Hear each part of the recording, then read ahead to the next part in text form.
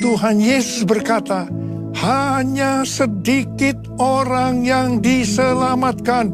Yang diselamatkan hanya orang-orang yang masuk melalui pintu pertobatan sejati dan menyangkal diri untuk mengikut Yesus serta benar-benar berusaha untuk mentaati perintahnya dan sungguh-sungguh mencari kerajaan Allah dan kebenarannya serta bertahan sampai akhir dalam iman, kesucian, dan kasih sejati.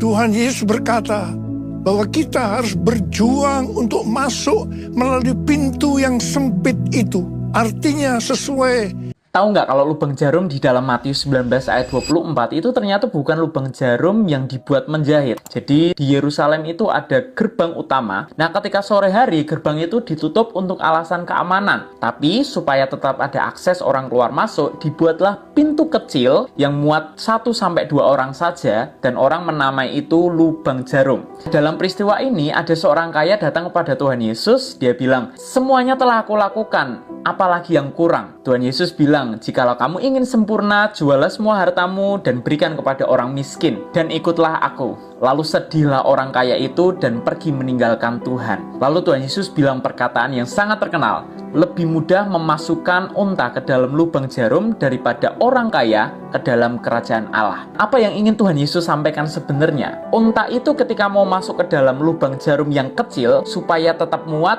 unta harus meninggalkan barang bawaan kanan dan kirinya. Sama ketika kita ingin masuk ke dalam kerajaan Allah, hati kita tidak boleh terikat terhadap apapun, termasuk dalam hal ini adalah harta. Karena segala apapun yang mengikat hati kita itu akan menyulitkan proses kita masuk ke dalam kerajaan Allah. Sampai sini paham? Know your Bible. Artinya sesuai dengan Filipi 2 ayat 12 yang berkata, karena itu tetaplah kerjakan keselamatanmu dengan takut dan gentar.